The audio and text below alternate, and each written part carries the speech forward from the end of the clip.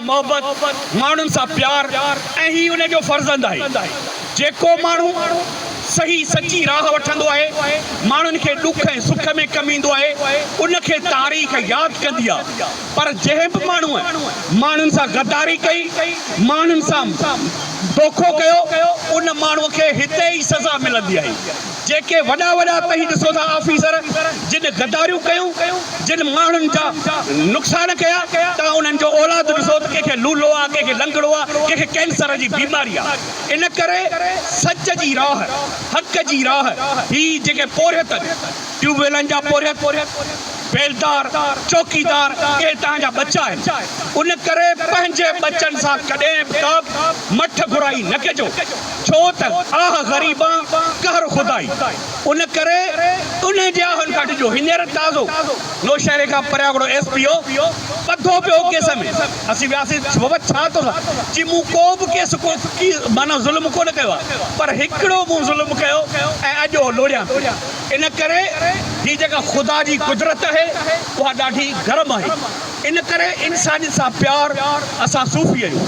सूफ़ी चए थो न, मस्जिद ढा दे, मंदिर ढा दे, किसी दी दिल न ढा, ख़ुदा दिला में चढ़ाए। असीं त मोहब्बत वारा आहियूं। मोहब्बत पाए मन में रुंढा रोड़िया जिन, तिन जो सराफन अण तो रोगायो। त असीं त सचल हमल ऐं लतीफ़ जा पोइ लॻे। इन करे मूंखे उमेद आहे त यासर जो पीउ शहीद थी वियो आहे ऐं हुनखे उहा पंहिंजी जॻह मिली आहे। त हाणे हिन जो फर्ज़ु आहे माण्हुनि जी ख़िदमत करणु, माण्हुनि सां मोहबत करणु, माण्हुनि खे कमु अचणु। छो त पैसो जेको आहे हथ जी मेर आहे। जॾहिं कुदरत बीमारी कंहिंखे लॻाईंदी आहे त इहो पैसो ई कमु कोन ईंदो आहे।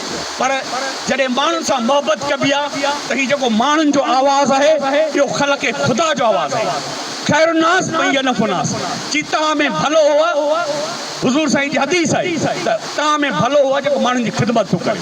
उन करे यूनियन में आहे, हिनखे मौला इज़त ॾिनी आहे पंहिंजे पीउ जे करे।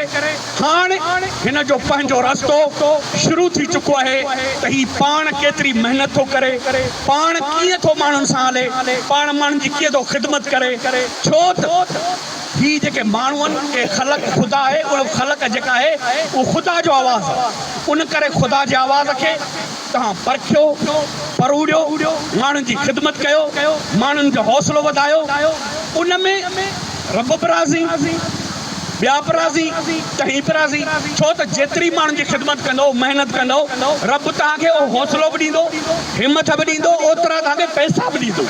उन करे ही सॼियूं शयूं जेके आहिनि उहे इन ते बेस थियूं कनि त हीअ जेका यूनियन आहे सॼी सिंध जे मज़दूरनि जी, पोरियतनि जी, उन जो तूं अॻुवाण आहीं।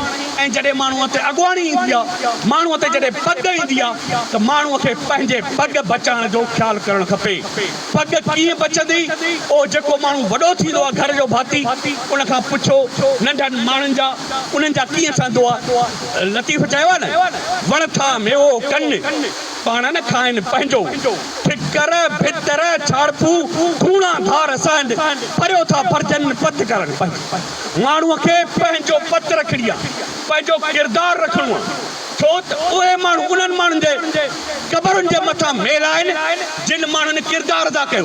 न त हज़ारे माण्हू असां ॾिठा आहिनि, उन्हनि जा बंगला वीरान आहिनि, पर जेके जिन माण्हुनि जी ख़िदमत कई उन्हनि जूं क़बरुनि ते मेला लॻा। उन करे एजा कमु करिजे जंहिं विच अलाह आप भरी थी।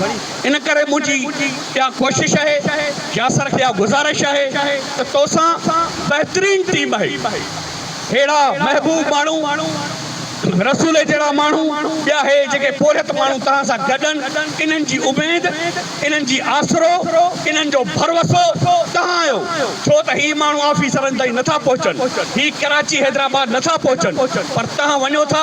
इन करे हिननि जे माण्हुनि सां मोहबत कयो, हिननि माण्हुनि जी ख़िदमत कयो ऐं ही माण्हू तव्हां सां गॾु बीहंदा, ॾुख में बीहंदा, सुख में बीहंदा।